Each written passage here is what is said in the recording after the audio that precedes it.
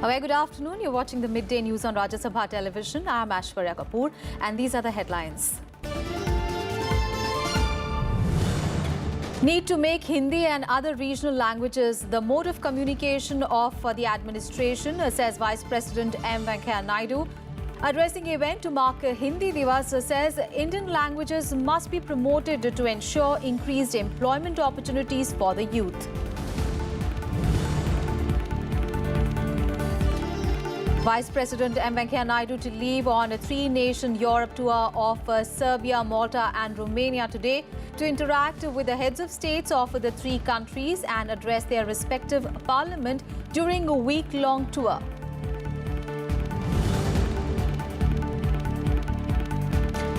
Teachings of Hazrat Imam Hussain more relevant today, says Prime Minister Modi, addressing the Dawati Bohra community on Ashra Mubarak event in Indore, says inclusiveness is in the fabric of the country, asserts government is backing honest entrepreneurs.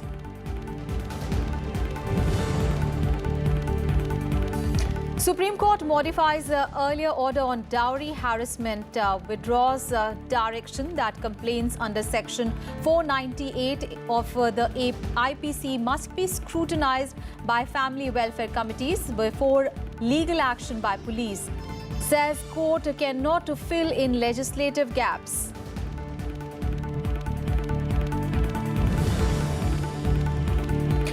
And 67 insurgents killed in the last 24 hours by Afghan Defence Forces. Several hideouts are destroyed in operation across Afghanistan that included 12 airstrikes. Vice President M. Venkaiah Naidu has stressed on the need to make Hindi the language of official communication to ensure that the benefits of schemes developed by the centre reach the last intended beneficiary. Speaking on the occasion of an event to mark Hindi Divas in the national capital, the Vice President said that there must be an expansion in the scope of Hindi in the fields of learning, science and technology, information technology and commerce to ensure that maximum number of youth benefit. He also said that the efforts must be made to link Hindi and other regional languages to enhance employment opportunities. The day is celebrated to mark declaration of Hindi as the official language unanimously by the Constituent Assembly on 14th of September 1949. भाषा भाव की वाहक है, वह हमारे संस्कारों की वाहक है, हमारी सामुदायिक संस्कृति की चेतना सदियों से हमारा भाषा में संरक्षित रहती है और पीढ़ी दर पीढ़ी समृद्ध होती जाती है। अतः भाषा की एकता हमारा सांस्कृतिक और राष्ट्रीय एकता को मजबूत करने के लिए आवश्यक है। हर भाषा अपने में पवित्र है, आदरणीय है, फिर भी यह स्वीकार करना होगा कि आज तक हम हिंदी को उसके उचित स्थान तक नहीं पहुंच पाए हैं। आज भी हमारा राजकीय कार्य प्राय अंग्रेजी में ही होता है। क्या हम संविधान सभा की आशाओं पर खरे उतरे हैं? आज राजभाषा दिवस के अवसर पर इन प्रश्नों के प्रति हम उत्तरदायी हैं। देश में हर क्षेत्र के हर भाषा को विद्वानों का सम्मान करने की संस्कृति रही है। हमें भारतीय भाषाओं के बीच स्वस्थ संवाद की प्राचीन परंपरा को पुनर्जीवित करना होगा। हिंदी को कार्यालयों से निकालकर समुदायों और विशेषकर अहिंदी भाषा क्षेत्रों में स्वीकार्य बनाने की आवश्यकता है। यह प्रश्न भाषाई प्रतिस्पर्धा या वैमनस्य का ही नहीं है। सभी भाषाओं में हमारे पूर्वजों की ज्ञान की धरोहर है। आशा है कि राज्य भाषा विभाग संविधान की धारा 350 के अंतर्गत अपेक्षाओं के प्रति सजग होगा। मैं वो दिन देखना चाहता हूं जब हमारी प्राथमिक शिक्षा का माध्यम हमारी मातृभाषा होगी, जिससे क्रमशः हम उच्च स्तर पर शिक्षा और शोध में भी मातृभाषा का प्रयोग कर सकेंगे। कि एक वातावरण बन सकेंगे जब प्रशासन में मातृभाषा की सहज स्वीकार्यता बढ़ेगी और उसका अधिकाधिक प्रयोग होगी।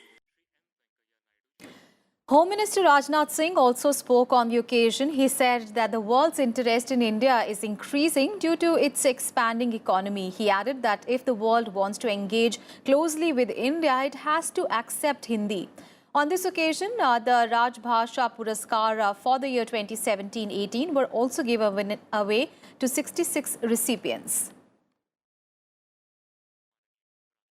मैं यह मानता हूं कि क्षेत्रीय भाषाओं के प्रचलित एवं लोकप्रिय शब्दों को ग्रहण कर हिंदी के शब्द भंडार को निरंतर समृद्ध करने की आवश्यकता है और हमें यह भी नहीं भूलना चाहिए कि हिंदी करोड़ों लोगों की मातृभाषा के अतिरिक्त भारत की राजभाषा होने के साथ साथ यह भारत की सबसे बड़ी संपर्क भाषा भी है। एक गलतफहमी है कि भारत की संपर्क भाषा अंग्रेजी है। यदि अंग्रेजी नहीं आएगी तो गैर हिंदी भाषी क्षेत्रों से संपर्क स्थापित करने में बहुत बड़ा संकट पैदा होगा। यह सही तस्वीर नहीं है। कश्मीर से कन्याकुमारी और द्वारिका से दीमापुर अधिकांश भारतीय नागरिक अंग्रेजी के मुकाबले हिंदी को बेहतर समझते हैं और बेहतर तरीके से वह बातचीत भी कर सकते हैं। भाषा का विकास केवल सरकारी गैर सरकारी संगठनों के प्रयास से ही संभव नहीं है। भाषा बढ़ती है उपयोगिता के आधार पर और उसके उपयोग के आधार पर। यही कारण है कि हिंदी मंडारिन के मुकाबले संख्या बल में भले ही पीछे हो मगर उसका उपयोग प्रसार दुनिया में मंडारिन से कहीं अधिक होता है। यही कारण है कि बड़ी बड़ी टेक्नोलॉजी की कंपनियां हिंदी को बढ़ावा दे रही हैं और मैं उल्लेख करने में मुझे गौरव की अनुभूति है कि गूगल जैसी कंपनी भी हिंदी को बढ़ावा दे रही है। माइक्रोसॉफ्ट और फेसबुक भी इसको बढ़ावा दे रही है। भारत की अर्थव्यवस्था और भारत के बाजार आज पूरे विश्व के लिए आकर्षण का केंद्र बन गए हैं। भारत और भारतीयों से यदि विश्व को आत्मीय संबंध रखना है तो सबसे पहले हिंदी को अपनाना ही होगा। Vice President M. Venkaiah Naidu will leave on a week-long tour of Serbia, Malta and Romania today. The Vice President will be accompanied by Union Minister of State for Finance Shiv Pratap Shukla and Members of Parliament Prasanna Acharya, Raghav Rakhanpal, Saroj Pandey and Vijala Satyanand. The Vice President's first stop will be Serbia. It will be his first high-level visit from India to Serbia since the country became an independent republic in 2006. And after Serbia, the Vice President will visit Malta from 16th to 18th of September. And then he will visit Romania from 18th to 20th of September on the third and the last leg of his tour. The visit highlights the importance of the geostrategic location of these three countries. Agreements in areas like agriculture and tourism are likely to be signed in all the three nations. On account of several factors, their geostrategic location, Malta and Romania are members of the European Union and hence they have access to the European markets, which is a very strong point for them. And also they are very nicely growing economies. In fact, Serbia is growing at the rate of around 3.5%. Last year statistics I'm counting. And Malta and Romania, they are growing at the rate of over 5%. On to some other news now. Prime Minister Narendra Modi addressed the Dawati Bohra community in Indore a short while ago. Prime Minister Modi attended Ashra Mubarak, which is a gathering organized every year to commemorate Prophet Muhammad and the martyrdom of his grandson, Imam Hussain. Prime Minister Modi hailed the community's contribution to the society and said that lesson of peace and justice by Imam Hussain remains relevant even today. हमें अपने अतीत पर गर्व है, वर्तमान पर विश्वास है और उज्जवल भविष्य का आत्मविश्वास के साथ संकल्प भी है। मैं दुनिया में जहां भी जाता हूं, शांति और विकास के लिए हमारे समाज का जो योगदान है, उसकी बातें मैं लोगों को अवश्य करता हूं।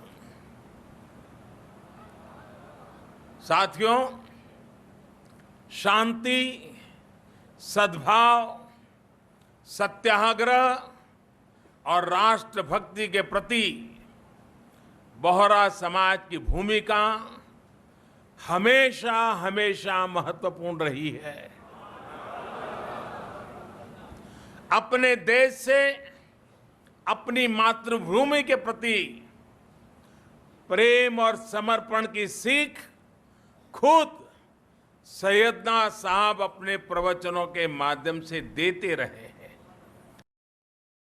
UK-based medical journal The Lancet has said that Narendra Modi is India's first Prime Minister to prioritize universal health coverage as part of his political platform under the Ayushman Bharat scheme.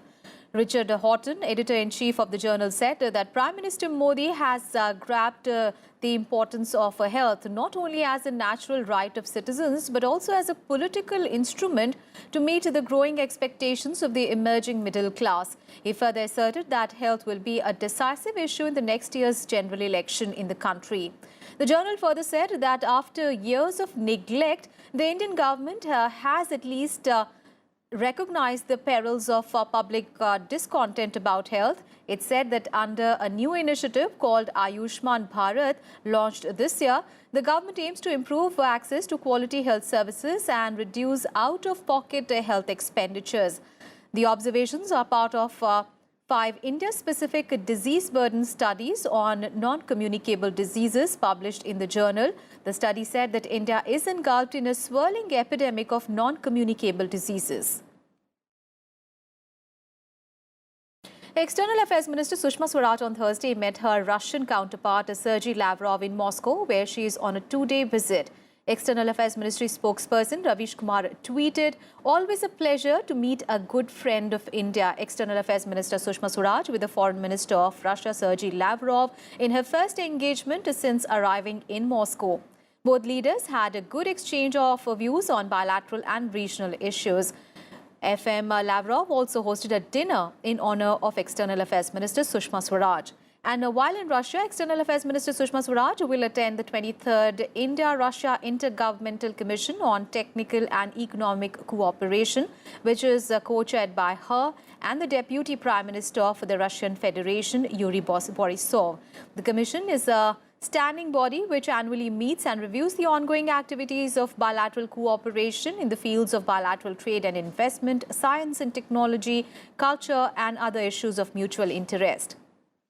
Sushma Swaraj, who is visiting Russia for the 3rd time in 11 months, had a brief stopover in Ashgabat as well en route to Moscow, during which she held discussions with her Turkmenistan counterpart on the issues of bilateral interest. On to the other top story this afternoon, hearing a plea seeking restoration of the stringency of Section 498A of the Indian Penal Code. The Supreme Court today modified its previous order that provided for setting up of a local level committee to look into dowry harassment complaints, saying that the court cannot fill in constitutional gaps in penal law. The court said that there are inbuilt remedies in criminal procedure to check the misuse of law, like Section 41A and anticipatory bail, among others. The top court left it to Parliament to make suitable rules to check the abuse of the law. Last year, a 2-judge bench of the Supreme Court had stopped immediate arrest of the husband and his relatives under the anti-dowry harassment law, saying that the law was being misused by women. Section 498A of the Indian Penal Code provides for the arrest of a husband and his relatives on the complaint of a wife alleging cruelty meted out to her because of dowry. And the Supreme Court has also directed the centre to consider framing separate rules for granting disability certificates to leprosy patients for availing reservation and various welfare benefits. A bench comprising Chief Justice Deepak Mishra and Justices A.M. Khanwilkar and D.Y. Chandrachud issued a slew of directions to the centre and all the states for the eradication of leprosy and rehabilitation of those suffering from it. The bench said that medical staff in private and government hospitals must be sensitized to ensure that leprosy patients do not face discrimination. The apex court further said that awareness campaigns should be launched so that leprosy patients are not isolated and they are allowed to lead a normal life. The court also asked the centre and the states to frame rules that public and private schools do not discriminate against children suffering from leprosy and their affected families.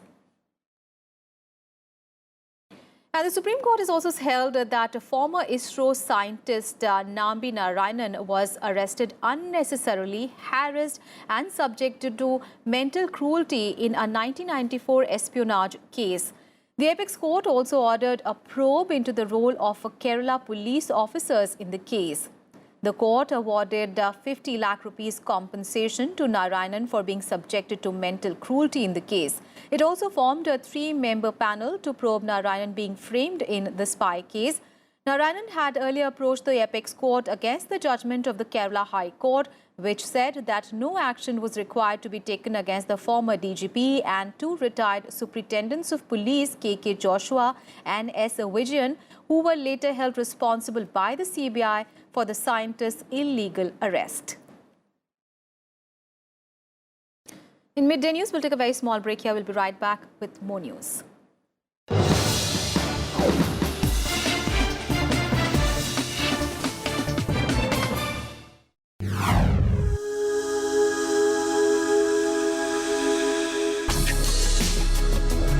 Tales that inspire. Stories of social change. A salute to diversity. Promoting public discourse. Events that motivate. Inspiring the innovative spirit. Watch Rajya Sabha television documentaries.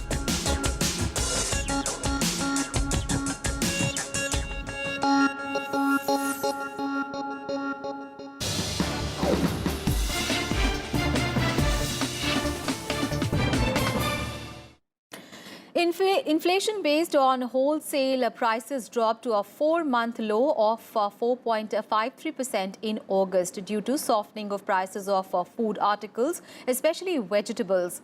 The wholesale price index based inflation for the month of July and August last year was 5.09% and 3.24% respectively. The month of August saw LPG inflation at 46.08%.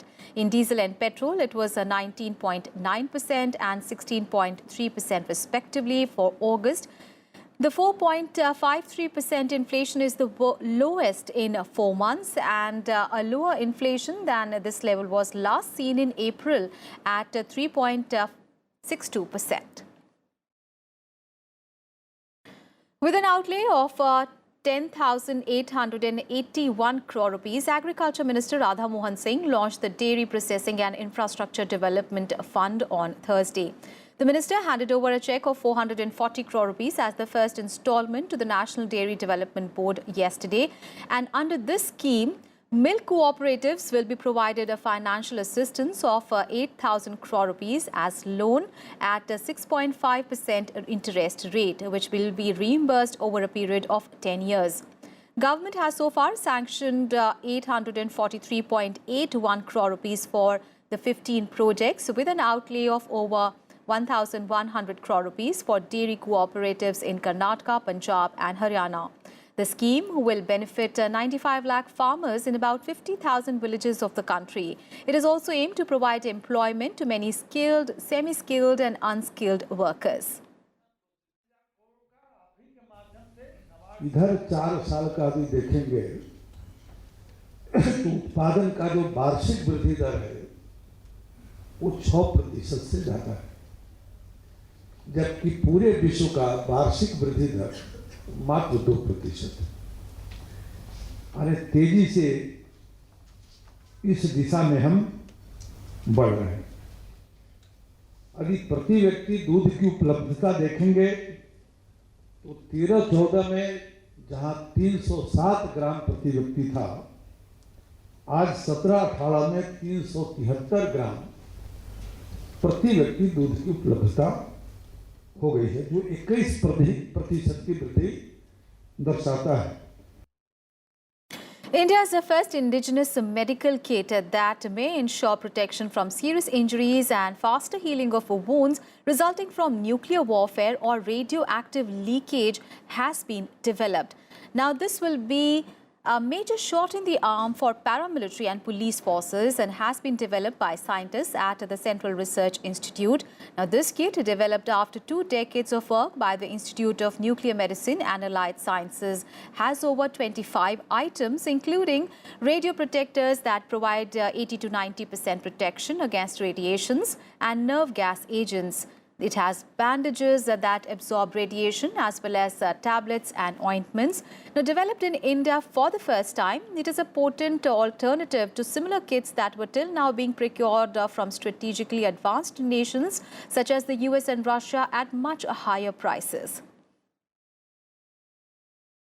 News from National Capital. The Akhil Bharatiya Vidyarthi Parishad or the ABVP secured 3 out of 4 seats in the Delhi University elections. The student wing of the RSS won the posts of President, Vice President and Joint Secretary.